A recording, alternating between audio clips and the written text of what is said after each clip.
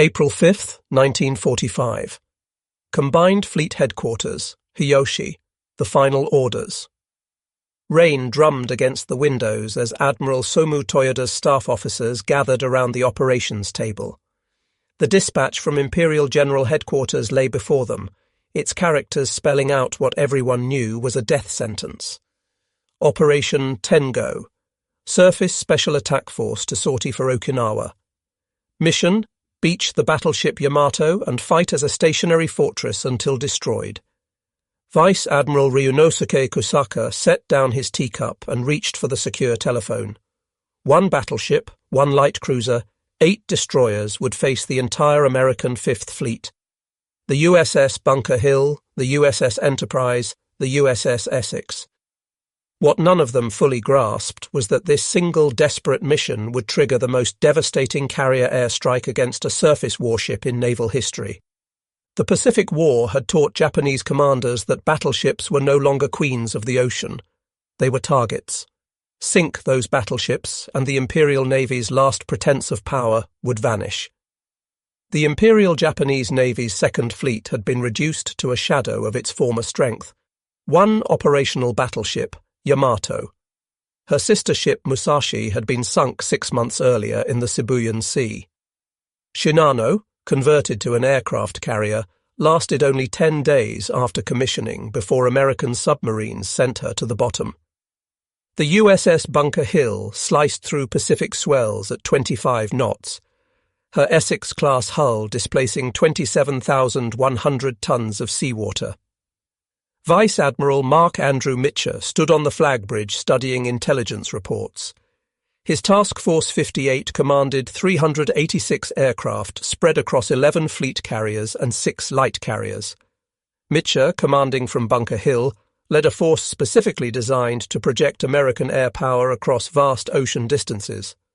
F-6F Hellcats for fighter cover, SB-2 Sea Helldivers for dive bombing, and mounted in the bomb bays of TBF Avengers, the weapon that would make history, the Mark 13 aerial torpedo. The Mark 13 represented American engineering refined through 3 years of combat experience. Unlike the early war models that ran erratically and often failed to detonate, the improved Mark 13 could be dropped at 260 knots from 800 feet. Each torpedo carried 600 pounds of Torpex explosive. American pilots had learned to concentrate attacks on one side of enemy ships to induce catastrophic listing that prevented counter-flooding. Commander James D. Ramage, Air Group Commander aboard Enterprise, had studied Japanese ship construction until he could sketch Yamato's armor scheme from memory. Born in Waterloo, Iowa, with a degree in aeronautical engineering, Ramage understood that sinking Yamato required precise coordination, multiple torpedo hits below the armor belt, bomb strikes to knock out anti-aircraft positions. The difference between mission success and catastrophic losses would come down to timing and overwhelming force concentration. Aboard the Japanese battleship Yamato, Captain Kosaku Aruga reviewed the mission orders for the 10th time. On April 6th, Yamato would take on 3,400 tons of fuel oil at Tokuyama Depot. The depot personnel, in secret defiance of orders to provide only enough fuel for a one-way mission, would give the task force 60% of their fuel capacity rather than the 40% authorized. While theoretically enough for a round trip at economical speed, combat maneuvering would consume it long before any return. Aruga had commanded destroyers at Midway, had seen the carriers Akagi and Kaga consumed by American dive bombers. He knew what carrier aircraft could do to ships without air protection. Yamato displaced 72,809 tons fully loaded, powered by 12 Campon boilers driving 4 steam turbines. Her crew of 3,332 men had survived air attacks at Leyte Gulf, submarine encounters in the Philippine Sea, and near misses during the March raids on Kure. But the battleship's greatest vulnerability remained unchanged since Pearl Harbor: concentrated air attack from multiple directions simultaneously. The American carriers formed 3 task groups as they steamed toward the intercept position. Task Group 58.1 to the north, Task Group 58.3 to the east, Task Group 58.4 racing to join from refueling operations. Each carrier launched search aircraft in expanding box patterns. The radar operators worked 4-hour shifts, their screens glowing with false returns from wave tops and rain squalls. Aircraft Coordinator Lieutenant Commander Joseph Taylor had been vectoring fighters for 20 months across the Pacific. His hands moved automatically across the radio controls as he managed the complex aerial ballet. Launch cycles every 90 minutes, combat air patrols at 3 altitudes, strike groups forming up at predetermined coordinates. The weather was deteriorating. Cloud base at 3,000 feet. Rain squalls moving through the area, visibility varying between 2 and 10 miles. On April 6, 1945, at 15:20 hours, the Yamato task force departed Tokuyama Harbor. 10 ships with the light cruiser Yahagi in the lead, followed by destroyers, with Yamato bringing up the rear. The Emperor himself had asked, "But what about the Navy? What are they doing to assist in defending Okinawa?" This mission was the Navy's answer, a gesture of loyalty that everyone knew was futile. Vice Admiral Seiichi Ito, commanding the Second Fleet from Yamato's bridge, had initially refused the order. Only when told the Emperor expected action did he relent. As the task force sorted through Bungo Strait, the narrow passage between Kyushu and Shikoku, 2 American submarines were already waiting. USS Threadfin, commanded by Commander John Joseph Foote, picked up the Japanese force on radar at approximately 17:45. 10 contacts in formation, speed 22 knots, course 240 degrees. Foote surfaced briefly to transmit his contact report in clear language, knowing the Japanese would intercept it, but prioritizing speed over security. USS Hackleback, positioned further south, took over surveillance as the Japanese force entered the East China Sea. Commander Frederick Edward Janney tracked them through the night, transmitting 4 detailed position reports despite aggressive screening by Japanese destroyers. At dawn on April 7th, the weather worsened. Cloud cover at 1,500 feet, visibility down to 5 miles in rain squalls. 6 Zero fighters from Kyushu arrived at 0600 to provide air cover as promised. They would remain until 1000, exactly 4 hours of minimal protection. The fighters orbited at 15,000 feet above the cloud layer, essentially useless against low-level torpedo attacks. Admiral Spruance, commanding 5th Fleet, had ordered his battleships to prepare for surface action. 6 modern battleships with radar-directed 16-inch guns against 1 Japanese battleship, already low on fuel. But Vice Admiral Mitscher had other plans. At 0800, without waiting for Spruance's approval, he ordered his carriers to launch strikes. At 0657 on April 7th, the destroyer Asashimo signaled engine trouble and began falling behind. Captain Hisao Kotaki, commanding Destroyer Division 21 aboard Asashimo, ordered emergency repairs, but the damage was beyond his crew's ability to fix at sea. The destroyer fell steadily astern as the task force continued toward Okinawa. Task Group 58.1 and 58.3 began launching at 1000. The strike package was massive: 132 fighters, 50 dive bombers, 98 torpedo planes. Aircraft from 11 carriers converging on a single target. Fighters would go in first to suppress anti-aircraft fire.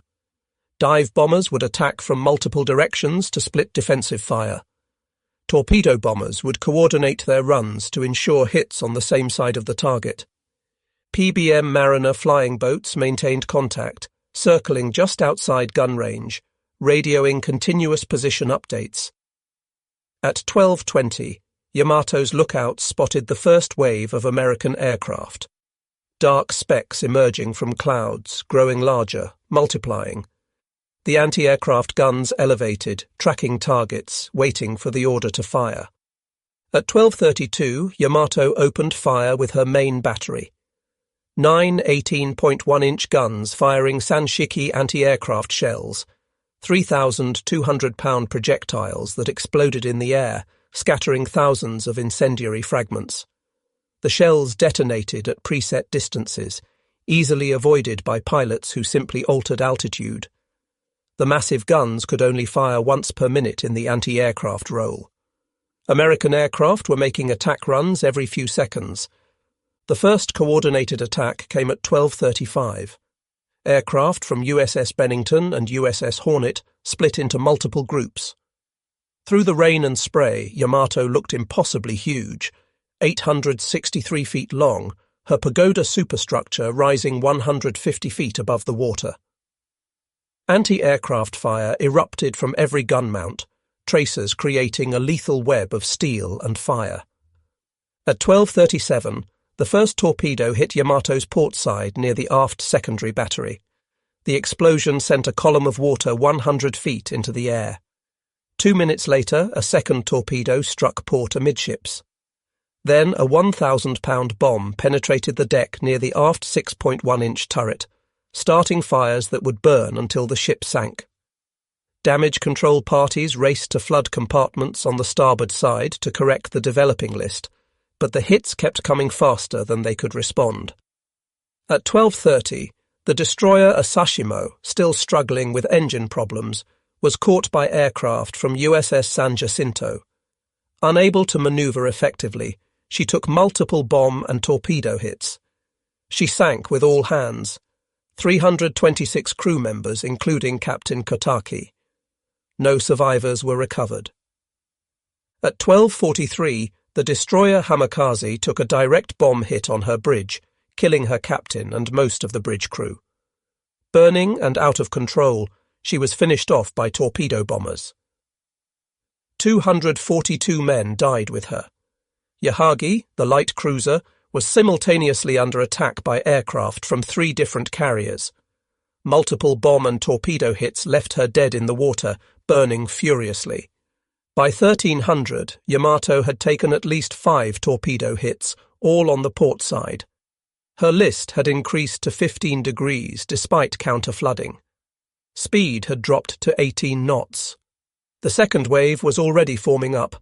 100 aircraft from task groups 58.1 and 58.3. Fresh pilots with full ammunition loads against a wounded giant that could no longer maneuver effectively. The torpedo bombers coordinated their attacks with practiced precision. 3 divisions approaching from different bearings, all targeting the port side. At 13:42, 3 more torpedoes hit port side. Yamato's list increased to 20 degrees. Water was flooding through damaged hatches, entering spaces that should have been watertight. The assistant damage control officer reported to Captain Aruga that counter-flooding was no longer possible. All void spaces on the starboard side were already flooded. Vice Admiral Ito recognized the inevitable. At 13:50, he ordered the cancellation of Operation Tengo. Signal flags went up ordering the surviving destroyers to rescue survivors. But Yamato's radio rooms were destroyed. Communication with the rest of the fleet was only possible by visual signals through the smoke and spray. At 14:02, Captain Aruga gave the order to abandon ship. But the list was already approaching 30 degrees, making movement on deck nearly impossible. Men slid down the tilting deck into the water. Others were trapped below as hatches jammed or passages flooded. The Emperor's portrait was removed from the bridge and handed to a junior officer with orders to survive. Executive Officer Captain Jiro Nomura tried to convince Aruga to leave the bridge. The captain refused, ordering Nomura to save himself. Aruga lashed himself to the compass binnacle with rope, determined to go down with his ship. Vice Admiral Ito retired to his cabin, refusing all entreaties to abandon ship. At 14:07, another torpedo hit starboard side, the only hit on that side during the entire battle. The impact was barely noticed as Yamato's list had already passed 35 degrees. Men were jumping from the high side, falling 60 feet or more to the water. The massive 18.1-inch gun turrets, each weighing 2,774 tons, began to break free from their mountings. At 14:14, Yamato's list reached 90 degrees. She was completely on her side, her massive hull still moving forward at several knots. Inside, hundreds of men were trapped in compartments that had become death traps. At 14:17, the forward magazines detonated. The explosion was visible 160 kilometers away in Kyushu. A mushroom cloud rose 20,000 feet into the air, punching through the overcast. The blast wave knocked American aircraft out of control, caused minor damage to some flying too close. When the smoke cleared, Yamato was gone. Only debris and oil marked where the world's largest battleship had been moments before. Of Yamato's crew of 3,332 men, only 276 survived. Vice Admiral Ito, Captain Aruga, and most of the senior officers went down with the ship. The destroyer Yukikaze and Fuyutsuki rescued survivors despite continuing air attacks, their crews throwing everything that would float overboard for men in the water. The destroyer Kasumi, heavily damaged with her bow blown off, was scuttled by Fuyutsuki's torpedoes. Isokaze, burning and dead in the water, was also scuttled. The light cruiser Yahagi sank at 14:05 after fighting magnificently against overwhelming odds. The final tally was devastating. 6 of 10 ships sunk. Approximately 4,137 Japanese sailors dead. The American losses: 10 aircraft, 12 aircrew. Carrier aviation had achieved in 2 hours what would have taken battleships a day-long engagement to accomplish, if they could have accomplished it at all. Task Force 58's success represented the maturation of carrier warfare doctrine, the coordination of strikes from multiple carriers, the concentration of attacks to overwhelm defences, the tactical precision of targeting one side of the ship, all demonstrated American naval aviation at its zenith. 3.5 years after Pearl Harbor, the prophecy of air power advocates had been fulfilled in the most dramatic fashion possible. The psychological impact on the Imperial Navy was shattering. Yamato had been more than a ship. She was a symbol of Japan itself. The name Yamato was the ancient poetic name for Japan. Her loss represented not just military defeat, but spiritual collapse. Admiral Toyoda would later write that Operation Tengo's failure marked the effective end of the Imperial Navy as a fighting force. Intelligence capabilities had provided crucial advantage throughout. American code breakers had been reading Japanese naval communications, knowing about the sortie before some Japanese ship captains received their orders. Submarines were pre-positioned, search patterns optimized, the element of surprise completely absent. Training standards reflected the industrial gap between the two nations. American pilots arriving in the Pacific in 1945 averaged 300 hours of flight training versus 100 hours for Japanese pilots. American squadrons rotated home after combat tours to train replacements. Japanese squadrons remained in combat until destroyed.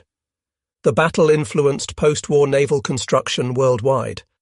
Every major navy studied the engagement, recognizing that battleships were obsolete, anti-aircraft defenses needed fundamental improvement, and radar and communications were as important as guns and armor. Admiral Mitscher's after-action report emphasized coordination as the key to success. 11 carriers launching strikes required precise timing to prevent mutual interference. The lessons learned would be applied in Korea 5 years later. Individual stories illuminated the tragedy. Ensign Mitsuru Yoshida, one of Yamato's few surviving bridge officers, would later write about watching American pilots press home attacks through murderous anti-aircraft fire. Their courage equaled that of any samurai. Captain Tameichi Hara of the destroyer Yahagi survived her sinking and would later write eloquently about the battle's futility. The strategic implications extended beyond the immediate tactical victory. Operation Tengo's failure meant Okinawa's defenders would receive no naval support. American casualties at Okinawa, over 50,000, might have been even higher if Yamato had succeeded in reaching the invasion beaches. Planning for the invasion of Japan was influenced by Yamato's destruction. If the Japanese would sacrifice their last battleship in a suicide mission, what would they do to defend the home islands? The atomic bomb, used 4 months later, was partially justified by the perceived willingness of Japan to accept unlimited casualties. The wreck of Yamato was discovered in 1985, broken into 2 main sections in 340 meters of water. The bow section landed upright, the chrysanthemum crest still visible. The stern section was devastated by the magazine explosion.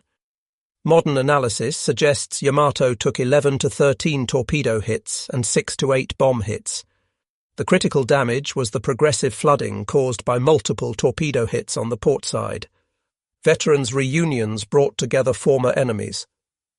In 1985, survivors from Yamato met with American pilots who had attacked her. Japanese survivors acknowledged the mission was futile from inception. American pilots expressed respect for the courage of men who sailed knowing they would not return. The memorial at Kure, Japan, where Yamato was built, draws thousands of visitors annually. Japanese come to honor the sacrifice of the crew. Americans visit to understand their former enemy.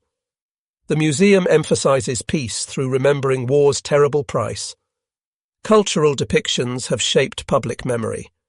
The 2005 Japanese film Yamato portrayed the crew's sacrifice as heroic but futile. Both Japanese and American perspectives contain truth. The battle was simultaneously a tragedy for the men who died and a demonstration of military evolution. The environmental impact continues today. An estimated 1,000 tons of fuel oil remains in Yamato's wreck, slowly leaking into the ocean. The wreck is considered a war grave, protected from salvage by international agreement. Educational programs worldwide use the battle to teach the importance of air superiority, the danger of fighting with obsolete doctrine, and the human cost of refusing to acknowledge defeat. Military academies study Operation Tengo as an example of how institutional pride can override tactical judgment. Technical analysis reveals the sophistication of American tactics. Torpedo bombers approached at specific angles to maximize hit probability.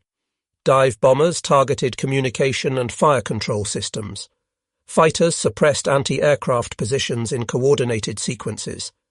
The attack was not a melee, but a carefully orchestrated operation. Weather played a crucial role.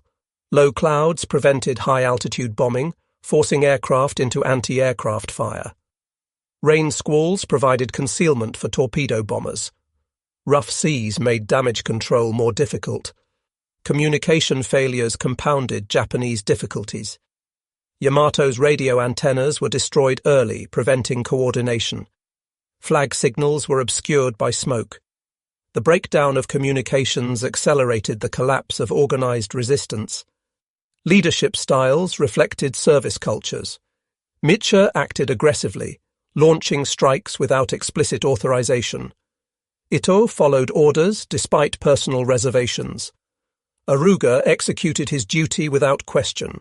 Each decision shaped the battle's outcome. In the depths of the East China Sea, Yamato rests in pieces, her massive guns silent, her crew entombed within her hull. The battle is past, but its lessons endure. Technology determined capability. Courage could not overcome material disadvantage. Pride led to destruction. The destruction of battleship Yamato marked not just the end of the battleship era, but the beginning of wisdom about war's true nature. Operation Tengo failed in its tactical objective, but succeeded in demonstrating the futility of fighting wars with obsolete concepts. That demonstration, written in the lives of 4,137 Japanese sailors and 12 Americans, stands as Yamato's final service to humanity, a warning about the cost of war that echoes across the decades to our own time.